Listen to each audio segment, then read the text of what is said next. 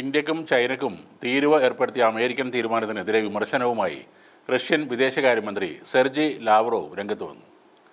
ഇന്ത്യയും ചൈനയും അന്ത്യശാസനങ്ങൾക്ക് മുന്നിൽ വഴങ്ങുന്നവരല്ലെന്ന് അദ്ദേഹം പറയുന്നു. റഷ്യൻ എണ്ണ വാങ്ങുന്നത് നിർത്താനാണ് അമേരിക്ക പറയുന്നത്. എന്നാൽ ഇതുമൂലം പുതിയ വിപണികൾ കണ്ടെത്താൻ രാജ്യങ്ങൾ നിർബന്ധിതരാകും. അതിന് കൂടുതൽ പണം നൽകേണ്ടി വരുമെന്നും സെർജി ലാവ്റോവ് പറഞ്ഞു. എങ്കിലും ഭീഷണി സ്വരത്തിലുള്ള ട്രംപിൻ്റെ വാക്കുകൾ ഇന്ത്യയും ചൈനയും മുഖവിലക്കെടുക്കാൻ ഇടയില്ലെന്നും അദ്ദേഹം പറഞ്ഞു.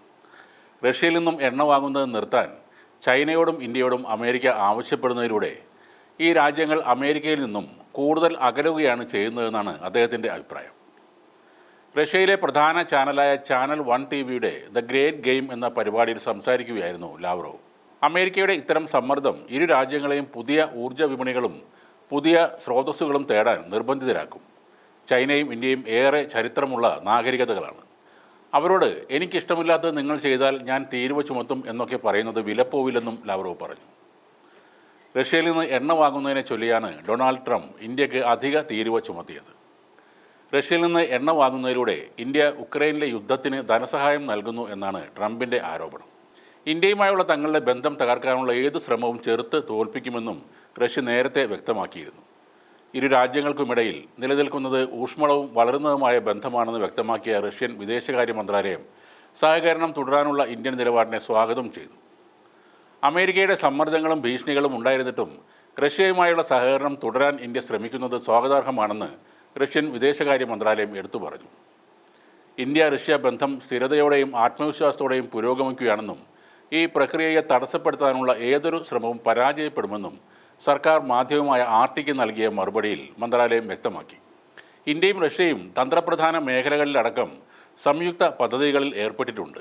അതിൽ സിവിലിയൻ, പ്രതിരോധ മേഖല, മനുഷ്യ ബഹിരാകാശ ദൗത്യങ്ങൾ, ആണവോർജ്ജം, റഷ്യൻ എണ്ണ പര്യവേഷണ പദ്ധതികളിലെ ഇന്ത്യൻ നിക്ഷേപങ്ങൾ എന്നിവ ഉൾപ്പെടുന്നു.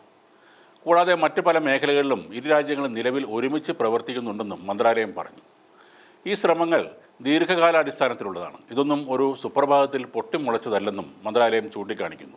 ബ്രിട്ടനിലേക്കുള്ള തൻ്റെ സന്ദർശന വേളയിൽ ഡൊണാൾഡ് ട്രംപ് ഇന്ത്യൻ പ്രധാനമന്ത്രി നരേന്ദ്രമോദിയുമായുള്ള തൻ്റെ അടുത്ത ബന്ധം തുറന്നു പറഞ്ഞിരുന്നു. ഞാൻ ഇന്ത്യയുമായി വളരെ അടുപ്പത്തിലാണ്. ഇന്ത്യൻ പ്രധാനമന്ത്രിയുമായി എനിക്ക് വളരെ നല്ല ബന്ധമാണുള്ളത്. കഴിഞ്ഞ ദിവസം ഞാൻ അദ്ദേഹത്തിന് സംസാരിച്ചിരുന്നു. ജന്മദിന ആശംസകൾ നേർന്നു. ഞങ്ങൾക്ക് വളരെ നല്ല ബന്ധമുണ്ട് എന്ന് ട്രംപ് പറഞ്ഞതായി ഹിന്ദുസ്ഥാൻ ടൈംസ് റിപ്പോർട്ട് ചെയ്തിരുന്നു.